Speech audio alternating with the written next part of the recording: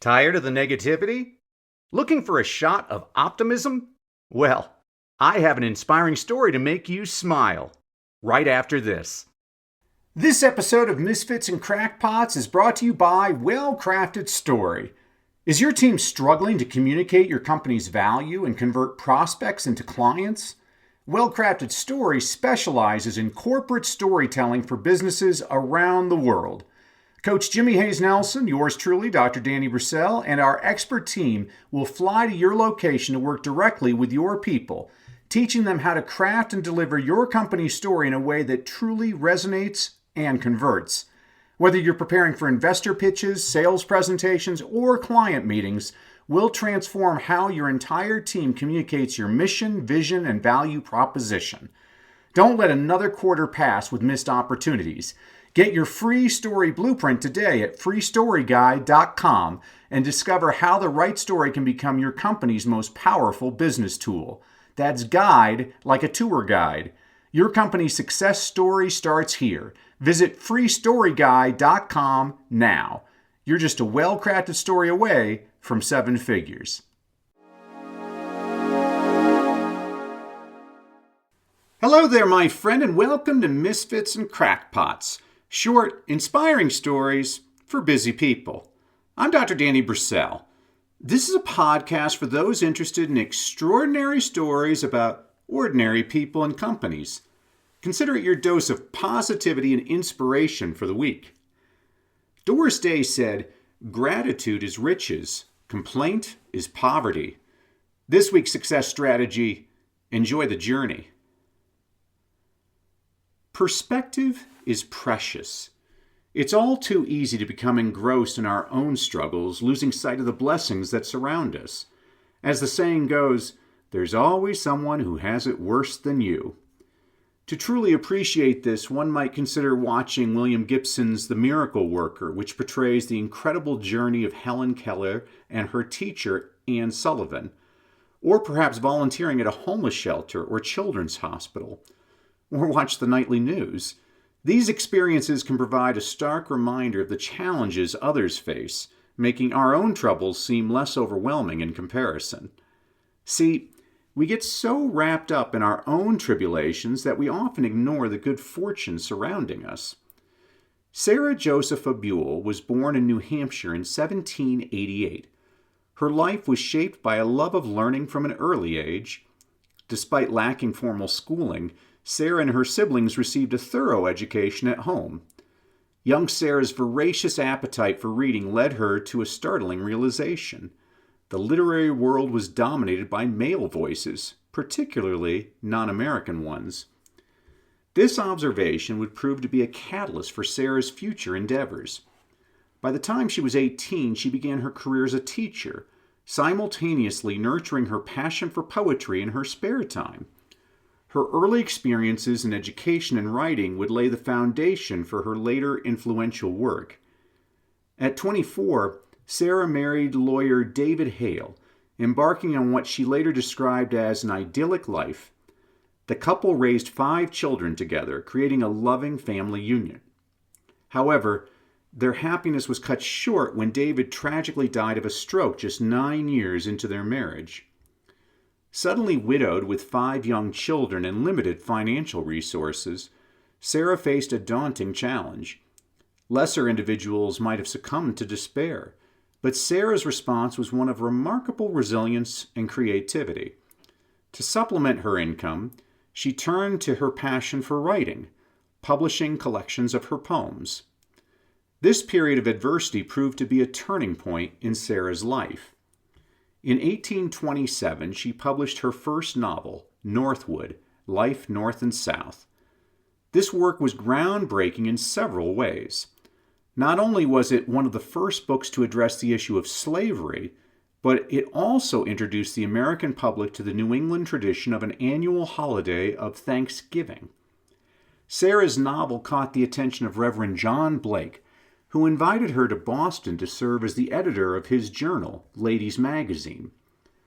This opportunity marked the beginning of Sarah's influential career in publishing, a field largely dominated by men at the time. For 8 years, Sarah honed her skills as an editor. shaping the content and direction of Ladies Magazine. Her talent did not go unnoticed. When Louis Antoine Godey, owner of Godey's Ladies Book, purchased the journal, he recognized Sarah's value. He asked Sarah to serve as the editor of his publication, a task she did for the next 40 years, retiring when she was almost 90. The journal's readership boasted of over 150,000 subscribers, by far the most successful of any magazine predating the Civil War, making Sarah Josepha Hale one of the most significant influences on American life in the 19th century, earning her a reputation akin to that of Oprah Winfrey in modern times. Throughout her career, Sarah was a staunch advocate for women's education and their entry into the workforce. At a time when women's roles were largely confined to the domestic sphere, Sarah used her editorial platform to challenge societal norms and push for greater opportunities for women. She also wrote extensively on the subject, arguing for improved education for women and their right to pursue careers. Sarah believed that educated women would not only benefit themselves, but would also contribute significantly to society as a whole. Despite her numerous accomplishments, Sarah Josepha Hale is perhaps best remembered for her tireless efforts to establish Thanksgiving as a national holiday. This campaign became her lifelong passion, spanning nearly 4 decades in the administrations of 5 U.S. presidents. Sarah's advocacy for a National Day of Gratitude took many forms. She published annual editorials in her magazine, promoting the idea of a unified celebration across the country. These were accompanied by Thanksgiving-themed poems, stories of family gatherings, and recipes for what many today consider standard Thanksgiving fare, including roast turkey and pumpkin pie. In addition to her published works, Hale embarked on an extensive letter-writing campaign, reaching out to elected officials at all levels of government. Despite her notoriety and influence in other areas, these letters were often met with indifference or outright dismissal. But Sarah Josepha Hale's determination remained unshaken. The outbreak of the Civil War in 1861 brought a new urgency to Sarah's campaign for a national Thanksgiving holiday. She saw the potential for such a celebration to serve as a unifying force for a divided nation, believing it could help Americans put aside sectional feelings and local incidents and come together in gratitude. The war years saw Thanksgiving take on new significance for both the Union and the Confederacy. Confederate President Jefferson Davis issued Thanksgiving Day proclamations after important Southern victories in 1861 and 1862. In response, U.S. President Abraham Lincoln called for a day of thanks following Union victories in the spring of 1862 and after the Battle of Gettysburg in the summer of 1863. Sensing an opportunity, Sarah wrote to President Lincoln and Secretary of State William Seward in September 1863, once again making her case for a national Thanksgiving holiday. Whether her letter was the impetus is up for debate, but just a week later, Lincoln issued an official proclamation establishing the national observation of Thanksgiving on the 4th Thursday in November. The proclamation called for Americans to offer praise to our beneficent Father who dwelleth in the heavens, and to fervently implore the interposition of the Almighty hand to heal the wounds of the nation and to restore the full enjoyment of peace, harmony, tranquility, and union. With these words, Sarah Josepha Hale's decades-long campaign finally bore fruit, and Thanksgiving, as we know it today, was born. While her fame may not have followed her past the 19th century, her influence on American culture remains profound. The national holiday of Thanksgiving, which she championed for half her life, continues to bring Americans together in gratitude each year.